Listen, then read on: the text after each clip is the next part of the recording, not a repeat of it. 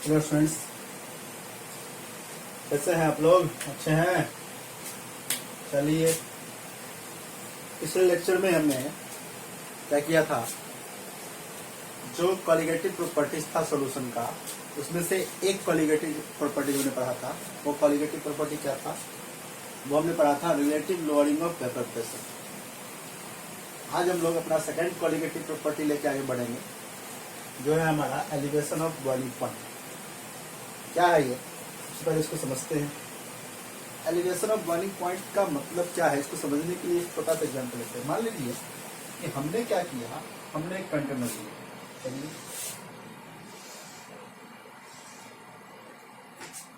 इस कंटेनर में हमने क्या किया, वाटर फिल कर दिया। मान लीजिए बाइक हमने क्या किया, वाटर फिल कर दिया। वाटर फिल कर दिया। वाटर फिल करने के बाद हमने क्या किया, इसको हीट करना शुरू किया। क्या किया हमने, इसको हीट करना शुरू किया, टेम्परेचर दिया, हीट किया। हमें पता है कि when T equal to 100 degree Celsius, और आप कह सकते हो 373 केल्विन। नहीं, अगर ये T का वैल्यू 100 डिग्री सेल्सियस या 373 केल्विन हो जाए, तो ये वाटर क्या होगा, ये वाटर बॉयल होना शुरू कर देगा। दैट मीन्स कि इसका वेपराइजेशन स्टार्ट हो जाएगा। नहीं, तो यह बॉयल होना शुरू हो जाएगा वाटर। तो हमको ये पता चल गया कि यह जो जल है या जो वाटर है, यह 100 डिग्री सेल्सियस पे बॉयल होता है। अब हम इसमें क्या करते हैं, एज यूजुअल हम इसमें क्या करते हैं, कुछ नॉन वोलाटाइल सॉल्यूट यहाँ पे मिक्स करते हैं। क्या करते हैं, हम एक नॉन वोलाटाइल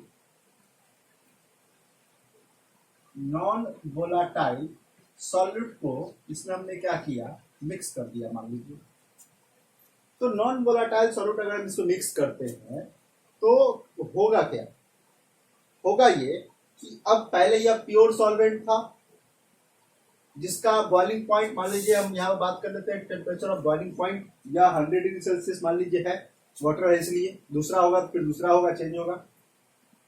अब जब हमने इस प्योर सॉल्वेंट में यानी कि वाटर में, जब नॉन वोलेटाइल सॉल्यूट, मान लीजिए कि राइस, एज यूजुअल जो हम घर में बनाते भी हैं, राइस हमने मिक्स कर दिया। जब मिक्स करेंगे तो यह मिक्सचर हो जाएगा। नहीं, तब क्या बन जाएगा, ये सॉल्यूशन बन जाएगा, सॉल्यूट प्लस सॉल्वेंट। तो अब यह जो सॉल्यूशन या मिक्सचर हमारे पास बना, अब इसका जो बॉइलिंग पॉइंट होगा, अब इस सॉल्यूशन का बॉइलिंग पॉइंट क्या यह टीबी ही रहेगा? नहीं, अब जो सॉल्यूशन का, या आप कह सकते हो कि रिजल्टेंट सॉल्यूशन का, जो हमारे पास रिजल्टेंट सॉल्यूशन होगा या मिक्सचर होगा, उसका जो बॉइलिंग पॉइंट होगा, इसका बॉइलिंग पॉइंट जो होगा वह हर हाल में क्या होगा, इज ग्रेटर देन टीवी। नहीं, या क्या होगा, हमेशा टीवी से ज्यादा ही होगा। तो हम ये जान लिए कि हम नॉन वोलेटाइल सॉल्यूट को इसमें मिक्स कर दिए, इसका जो क्या था, रिजल्टेंट सॉल्यूशन का बॉइलिंग पॉइंट क्या हो गया, इससे कम हो गया, ज्यादा हो गया। नहीं, पहले कम था, केवल वाटर था तो 100 डिग्री सेल्सियस पे उबल रहा था। अब वाटर के साथ सॉल्यूट मिक्स कर दिए तो अब 100 पर नहीं उबलेगा, हो सकता है तो 110 120 पे उबले। तो ये जो डिफरेंस आएगा, मान लीजिए हम इसको टीबी कह दिए और इसके बॉइलिंग पॉइंट को मान लेते हैं कितना, टीबी डैश मान लेते हैं। तो ये जो डिफरेंस आता है बाबू, कितना, तो आप जो निकालोगे डेल्टा टीबी, या कितना आएगा, यह आएगा डेल्टा, सॉरी यह आएगा आपके पास टीबी डैश माइनस टीबी। और इसी डिफरेंस को ही हम लोग क्या करते हैं, इसी डिफरेंस को कहते हैं एलिवेशन ऑफ बॉइलिंग पॉइंट। यानी कि नॉन वोलेटाइल सॉल्यूट को मिक्स करने के बाद जो बॉइलिंग पॉइंट में जितना इंक्रीज होगा, बॉइलिंग पॉइंट जितना इंक्रीज करेगा, उसी मेजरमेंट को हम लोग क्या कहेंगे, एलिवेशन ऑफ बॉइलिंग पॉइंट। बोलो, क्लियर है? कोई डाउट? क्या फिर से कर बोल देंगे। हमने क्या किया, वाटर लिया, प्योर सॉल्वेंट। तो प्योर सॉल्वेंट में जब हम नॉन वोलेटाइल सॉल्यूट मिक्स करते हैं, तो उसके बॉइलिंग पॉइंट में जितना इंक्रीज होगा, जितनी बढ़ोतरी होगी उसके क्वथनांक में, उसी बढ़ोतरी को, उसी इंक्रीज वैल्यू को हम क्या कहते हैं, एलिवेशन ऑफ बॉइलिंग पॉइंट कहते हैं, क्वथनांक का उन्नयन कहते हैं। तो आप इसको ध्यान रखेंगे। आइए हम इसको अच्छे से डिफाइन कर सकते हैं, करते हैं डिफाइन।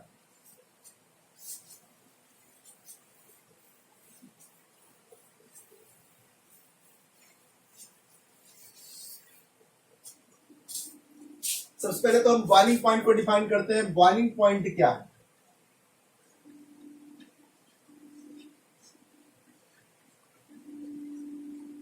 तो आप कह सकते हो the temperature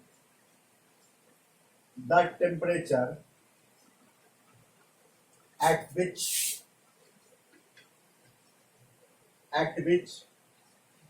the vapor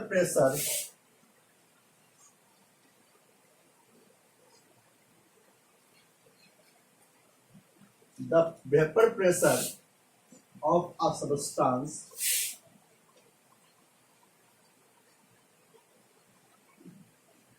is equal to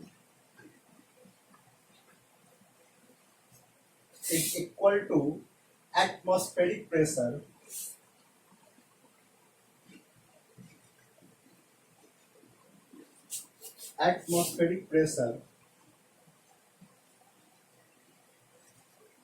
is known as boiling point. तो ये डेफिनेशन आप ध्यान रखेंगे बॉइलिंग पॉइंट का, कि किसी भी सबस्टांस का वेपर प्रेशर जिस टेम्परेचर पर क्या हो जाए, एटमॉस्फेरिक प्रेशर के बराबर हो जाता है, इक्वल हो जाता है, उसी टेम्परेचर को हम उस सबस्टांस का क्या कह सकते हैं, बॉइलिंग पॉइंट कह सकते हैं। इसलिए मैंने डेफिनेशन लिखा, the temperature at which the vapour pressure of a substance is equal to atmospheric pressure is known as क्या, बॉइलिंग पॉइंट। तो आप इसको ध्यान रखेंगे कि गिवन टेम्परेचर पे अगर उस सबस्टांस का उस सबस्टांस का वेपर प्रेशर अगर क्या हो जाए, एटमॉस्फेरिक प्रेशर वायुमंडलीय दाब के बराबर हो जाता है, तो उसी टेम्परेचर को हम लोग क्या कहते हैं, उस सबस्टांस का बॉइलिंग पॉइंट कहेंगे। क्लियर है? आइए अब हम लोग डिफाइन करते हैं किसको, एलिवेशन ऑफ बॉइलिंग पॉइंट को।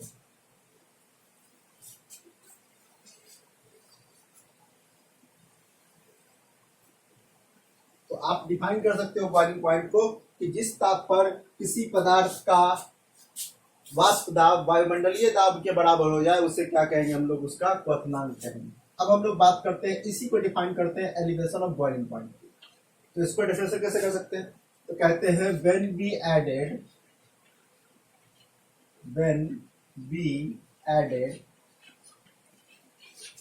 Non volatile solute to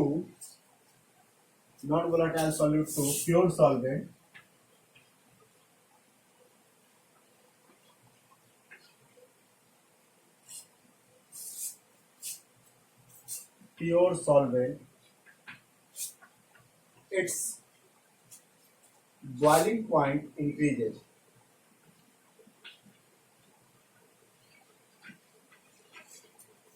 The increase in boiling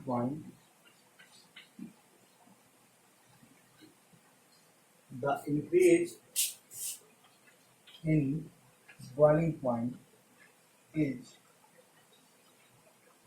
known as क्या? Known as elevation of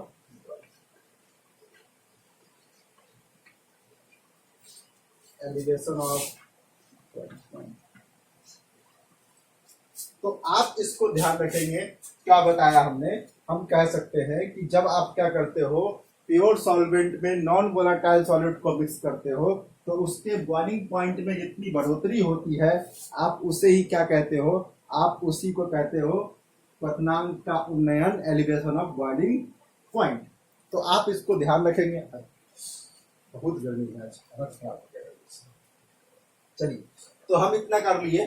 अब इसके बाद हम क्या कर सकते हैं, अब इसके बाद हम इसको एक्सप्रेस करने का तरीका सीखते हैं, कैसे हम इसको एक्सप्रेस करेंगे, कैसे कैलकुलेट करेंगे, ये सब सीखते हैं। ये तो डेफिनेशन था, आपने जाना। हिंदी में डिफाइन कर सकते हैं कि जब शुद्ध विलायक में और वाष्पशील विलेय पदार्थ मिलाया जाता है तो उसके क्वथनांक में जितनी बढ़ोतरी होती है उसे ही हम लोग क्या कहेंगे, एलिवेशन ऑफ बॉइलिंग पॉइंट कहेंगे। तो इसका मतलब है आप इसको डिफिनेशन के अकॉर्डिंग लिख सकते हो। हम इसको साइन करते हैं कैसे, तो साइन जो होता है इसका या सिंबल जो होता है वो क्या होता है, डेल्टा टीवी। क्या होता है, डेल्टा टीवी। तो आप यहाँ पर कह सकते हो कि डेल्टा टीबी जो होगा वो कितना होगा, डेल्टा टीबी जो होगा वो होगा सर T2 माइनस T1, नहीं, वेयर T2 क्या होगा, T2 होगा boiling point of solution, boiling point of solution. जो आपके पास विलयन है उसका बॉइलिंग पॉइंट या जो मिक्सर है उसका बॉइलिंग पॉइंट।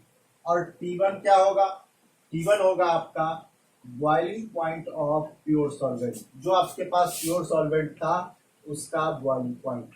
तो प्योर सॉल्वेंट तो यही ना। तो सॉल्यूशन में से अगर हम क्या कर सकते हैं, सॉल्वेंट के बॉइलिंग पॉइंट को घटा दे, माइनस कर दे, तो हमें कितना इंक्रीजेज हुआ वो निकल जाएगा। और वही क्या बताएगा आपको, डेल्टा टीवी का वैल्यू, यानी कि एलिवेशन ऑफ बॉइलिंग पॉइंट का वैल्यू बताएगा। ध्यान रखेंगे, इस बात को ध्यान रखना है, फिर हम आगे बात करते हैं। ठीक है बच्चों,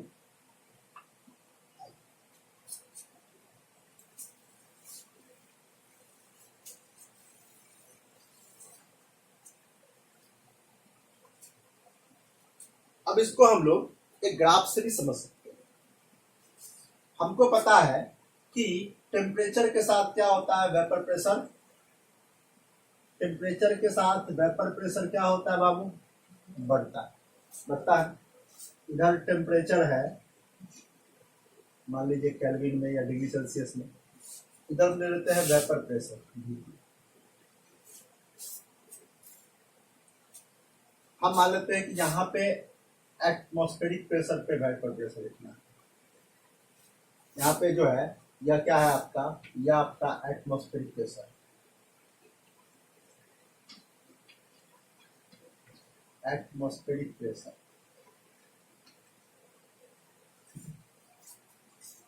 अब चलो सोचिए, हमको पता है कि हम वाटर लिए हैं,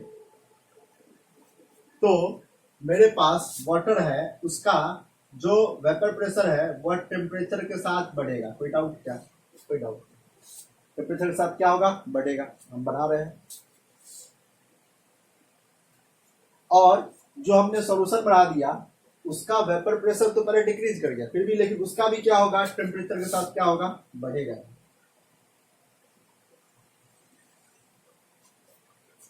तो ये हमने सॉल्वेंट का लिया, जरा देखना ध्यान से, ये हमने सॉल्यूशन का लिया। अब दोनों का वेपर प्रेशर आप देखिए, इसका वेपर प्रेशर यहां है, जो हमारे पास प्योर सॉल्वेंट था, मान लीजिए T1 है, और इसका वेपर प्रेशर यहां है, यह है T2। और यही जो डिफरेंस आपको आएगा, यही क्या आएगा बाबू, यही तो डेल्टा टीवी आएगा ना। तो आप इसको ऐसे भी ग्राफिकली समझ सकते हो कि हमने क्या किया, वेपर प्रेशर का ग्राफ प्लॉट किया, तो ग्राफ प्लॉट करने के बाद हमें समझ में आया कि ये हम सॉल्वेंट का लिए।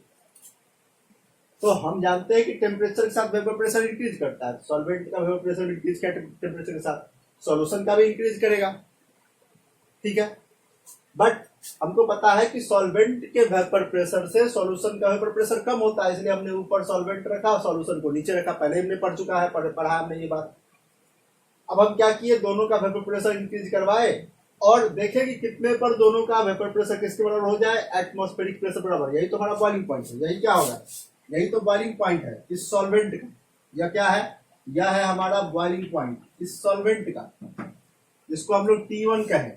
और यह क्या है, यह बॉइलिंग पॉइंट है किसका, इस सॉल्यूशन का। तो यह सॉल्वेंट का बॉइलिंग पॉइंट या सॉल्यूशन का बॉइलिंग पॉइंट। तो हमने ही पढ़ा कि डेल्टा टीवी क्या है, डेल्टा टीवी क्या है, तो डेल्टा टीबी तो है सर T2 माइनस T1, यानी कि सॉल्यूशन के बॉइलिंग पॉइंट में से क्या कीजिए, सॉल्वेंट का बॉइलिंग पॉइंट माइनस कर दीजिए। तो लीजिए सॉल्यूशन के बॉइलिंग पॉइंट हमने क्या किया, सॉल्वेंट का बॉइलिंग पॉइंट माइनस कर दिया, यानी कि ये जो डिफरेंस आने वाला है यही डिफरेंस क्या देगा आपको, एलिवेशन ऑफ बॉइलिंग पॉइंट। इसलिए हम लिख सकते हैं डेल्टा टीवी कितना है, T2 माइनस T1। कोई डाउट नहीं होना चाहिए मुझे लगता है। अब आगे बात करते हैं।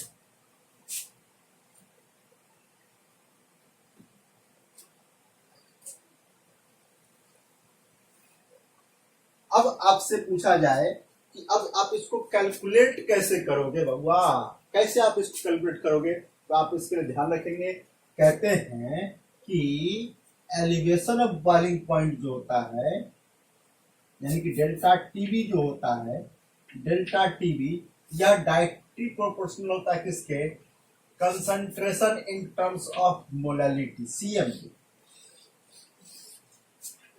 Concentration in terms of molality. देखिए इसका डेरिवेशन आपके लिए इंपॉर्टेंट नहीं है, लेकिन आप कहेंगे, अगर आपको प्रॉब्लम हो रही होगी, आप इस लेक्चर को देखेंगे, फिर भी अगर आपको प्रॉब्लम लग रही होगी तो आप हमें बताएंगे, तो हम नेक्स्ट लेक्चर में क्या करेंगे, हम बता देंगे कि इसका डेरिवेशन कैसे आया। हालांकि कोई इंपॉर्टेंस नहीं है उसका, इसके डेरिवेशन को आपको जानना ही नहीं है, फिर भी आप अगर कहेंगे तो मैं बता जरूर दूंगा। ठीक है, चलिए आगे तब तक बात करते हैं, जो आपको पढ़ना है, जो आपको जानना है वो बात करते हैं। तो डेल्टा टीवी कितना हो गया, डायरेक्टली प्रोपोर्शनल टू सीएम, यानी कि सीएम यहाँ पर क्या है, सीएम को हमने कह दिया, क्या कह दिया, चीफ मिनिस्टर नहीं, क्या कहा हमने सीएम को, हमने सीएम को कहा कि concentration in terms of molality, concentration in terms of molality, या आप कह सकते हो मोलालिटी ऑफ सॉल्यूशन, जो भी कह लो एक ही बात है, मोलालिटी ऑफ सॉल्यूशन कह लो या concentration in terms of molality. तो डेल्टा टीवी कितना हो गया, delta TV directly proportional to CM. तो अब हम क्या करते हैं नाउ, तो हम यहाँ पर एक काम कर सकते हैं, हम तो लिख सकते हैं sir delta TV is equal to, एक कांस्टेंट लेते हैं के बी, I2 कितना हो जाएगा बउआ, सीएम। यहाँ पर अब के बी क्या होगा, तो के बी को हम लोग कहते हैं क्या, एलिवेशन कांस्टेंट, क्या कहते हैं, एलिवेशन कांस्टेंट, या फिर इसी को एक और नाम देते हैं molal elevation constant, molal elevation constant.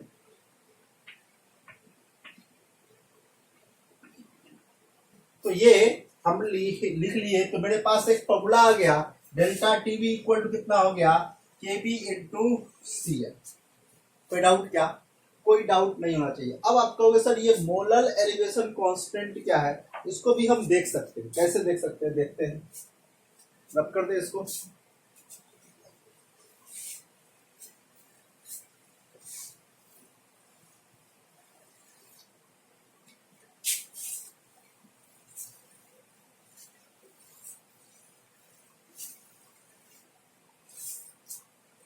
थोड़ी सी और बात करिए। अब नाउ वी नो दैट, याद करो हमको पता है सीएम, यानी कि मोलालिटी कितना होता है, मोलालिटी होता है sir A into 1000 divided by W into B. हाँ बी माइनस ए लेते थे, लेकिन आप बी को ही क्या करते हैं हम लोग, मास ऑफ सॉल्वेंट मान लेते हैं। यहाँ पर ए क्या है आपका, ए हो गया मास ऑफ सॉल्यूट, ए क्या हो गया, mass of non volatile solute, यानी कि सॉल्यूट। W क्या हो गया, W हो गया molar mass of solute, W क्या हो गया, W हो गया मोलर मास ऑफ सॉल्यूट। और B क्या हो गया, B है आपका बउआ मास ऑफ सॉल्वेंट, हमने इसको मान लिया मास ऑफ सॉल्वेंट। कोई डाउट, तो यहां पर सीएम इक्वल टू हम इतना अगर रखते हैं, जो मोलालिटी हमने पहले ही पढ़ा है कि मोलालिटी क्या होता है, मोल्स ऑफ सॉल्यूट पर लीटर पर केजी मास ऑफ सॉल्वेंट, तो हमने वही काम किया है यहाँ। ठीक है, यह भी क्या किसमें है, यह भी ग्राम में है, और यह भी किसमें है, यह भी ग्राम में है मान लीजिए। लेकिन हम बताएं आपको केजी में होगा तभी फॉर्मूला यही होगा, फॉर्मूला चेंज नहीं होता है, बता चुके आपको पहले ही, जब हम लोग कंसंट्रेशन टर्म्स पढ़ रहे थे उसी समय। तो इसको करने के बाद आपके पास क्या आता है, आपके पास आप लिख सकते हो sir K B delta T B equal to कितना लिख सकते हो, delta T B equal to लिख सकते हैं के बी इंटू है सी एम, तो सी एम के जगह पर A into 1000 divided by W into B. तो ये एक फॉर्मूला है, इस फॉर्मूला के हेल्प से आप क्या कर सकते हो, इस फॉर्मूला के आप हेल्प से कैलकुलेट कर सकते हो क्या, एलिवेशन ऑफ बॉइलिंग पॉइंट। अब हम लोग क्या करते हैं, अब हम लोग आगे की बात करते हैं।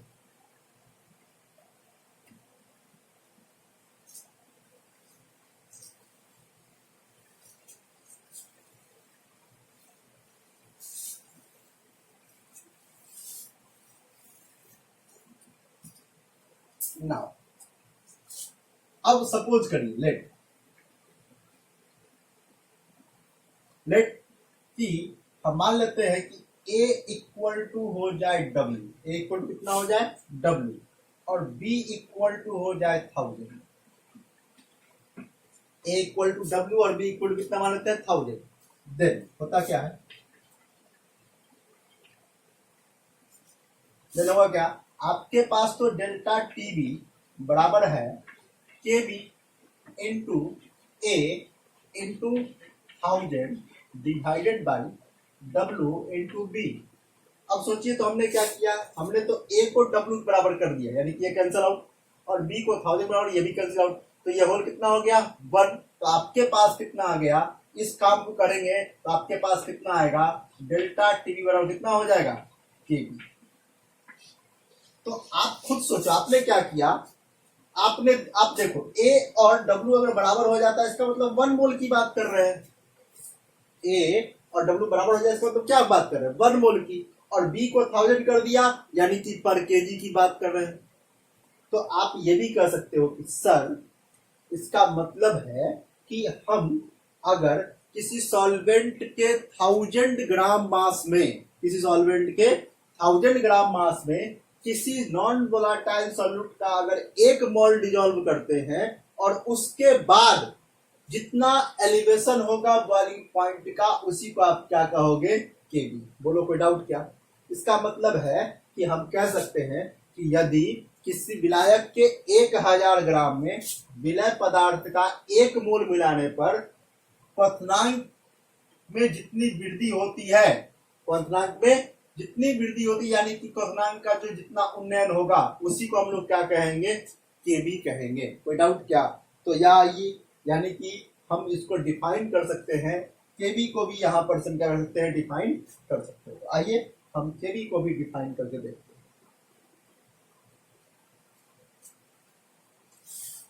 तो यहां से हम केबी को पहले डिफाइन कर देते हैं। तो केबी का डेफिनेशन आप कैसे देंगे, यानी कि मोलर एलिवेशन कांस्टेंट, या फिर सिंपली आप कहते हैं उसको एलिवेशन कांस्टेंट, उसको आप कैसे डिफाइन करोगे, तो कहोगे कि when 1 mole of non volatile solute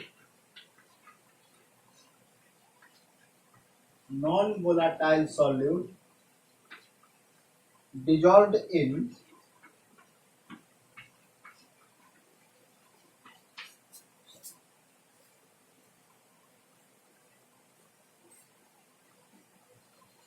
dissolved in 1000 ग्राम या 1 ग्राम 1 किलोग्राम, और कह सकते हो 1 किलोग्राम 1000 ग्राम और 1 kilogram of solvent,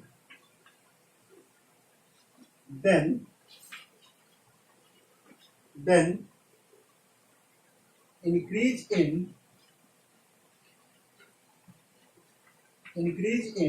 boiling point is known as molar elevation constant।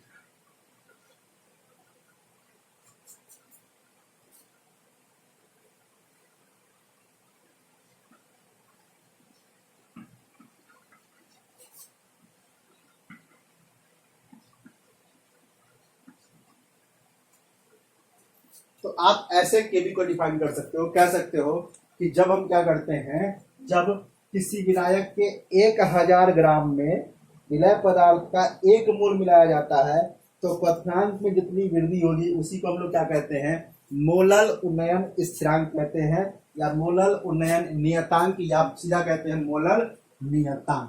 तो ये डिफिनेशन आप लिख सकते हो, when 1 mole of non-volatile solute dissolved in 1000 gram or 1 kilogram of solvent, then increase in boiling point is known as क्या, molal elevation constant. तो आप इसको ध्यान रखोगे, यही आपके पास केवी का डेफिनेशन आया। आइए हम फिर आगे बात करते हैं।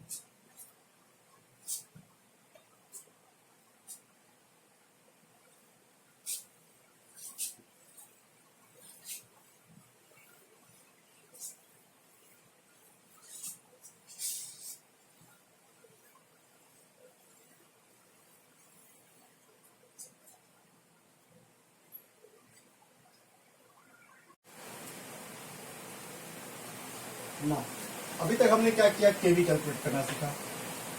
केवी को एक और तरीके से कैलकुलेट करते हैं, वो क्या है, वो है हमारा वेपोराइजेशन एंथैल्पी के हेल्प से भी क्या कर सकते हैं, केवी कैलकुलेट कर पाते। कैसे, तो कहते हैं केवी इक्वल टू कितना होता है, केवी इक्वल टू होता है बाबू R T not square upon 1000 into L V. आप कहोगे ये है क्या, तो यहाँ पर ध्यान रखने वाली बात है कि आर जो होता है आपका, आर होता है गैस कांस्टेंट। आर क्या होता है, गैस कांस्टेंट। इसका वैल्यू कितना होता है, तो एक तो आपको यहाँ पर याद रखना है 8.314 वाला, 8.314 जूल पर केल्विन पर मोल। और दूसरा क्या ध्यान रखना है, दूसरा ध्यान रखना है 2 कैलोरी पर केल्विन पर मोल। तो ये आर का वैल्यू आर हो गया। टी नॉट क्या है यहाँ पे, टी नॉट जो है वो बॉइलिंग पॉइंट है किसका, प्योर सॉल्वेंट का, तो boiling point of pure solvent.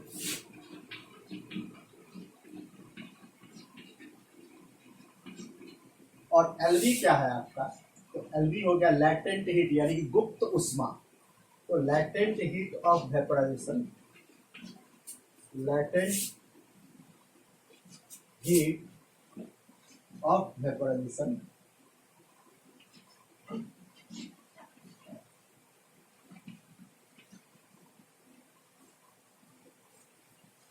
Vaporisation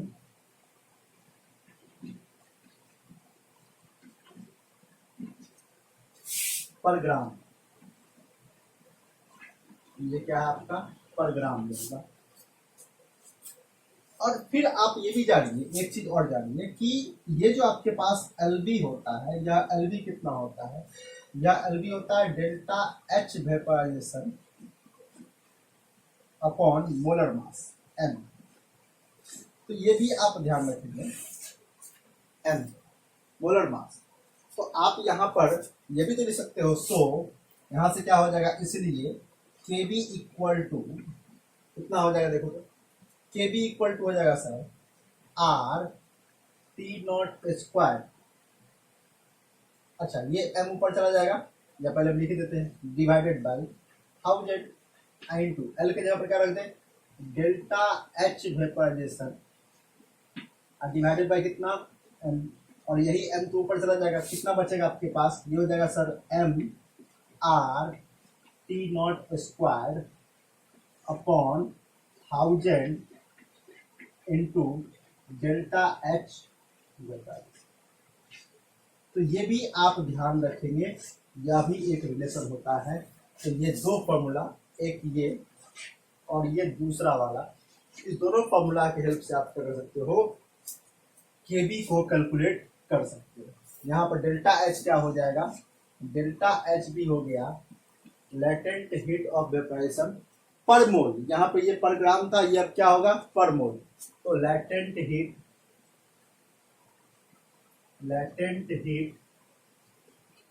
of vaporisation, या आप कह सकते हो एंथैल्पी ऑफ वेपोराइजेशन पर मोल। ठीक है, तो यहाँ पर हम बात करते हैं, क्योंकि एंथैल्पी का मतलब होता है पर मोल में, नहीं थर्मोडायनामिक्स हमने पढ़ा है। तो लेटेंट हीट ऑफ वेपोराइजेशन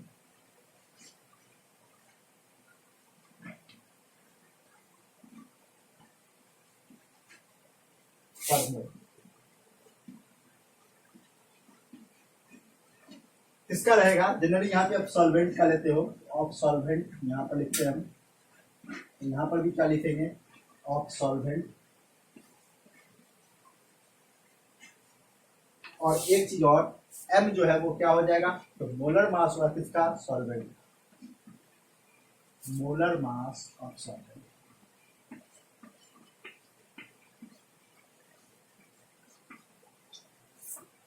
यही है आपके पास केबी, एलिवेशन ऑफ बॉइलिंग पॉइंट। ये सारा हमने डिस्कस किया। यहाँ पर आप ध्यान रखना है, ये सारी चीजों को आपको ध्यान रखना है।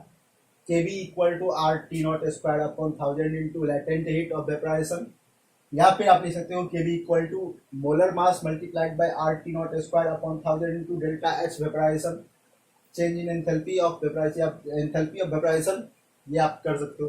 तो ये आपके पास कई सारे कंडीशन थे, इन सारे टर्म्स के हेल्प से आप कर सकते हो, एंथैल्पी को कैलकुलेट कर सकते हो, एंथैल्पी को जान सकते हो, समझ सकते हो, और उसके हेल्प से आप कर सकते हो केबी का वैल्यू कैलकुलेट करना आपने सीखा। केबी हमने जाना, डेल्टा टीबी कैलकुलेट करना सीखा, ठीक है। अब इसमें अगर कोई आपको डाउट हो तो आप हमें जरूर कमेंट करें, या फिर मुझे व्हाट्सएप करें, या फिर आप मुझे मैसेज करें, जो करना है करिए, बट किसी भी पॉइंट को समझे बिना आगे नहीं बढ़ना है, ठीक है। तो आज का लेक्चर हम यहीं पर खत्म करते हैं, फिर नेक्स्ट लेक्चर में हम लोग आगे की बात करेंगे, ओके।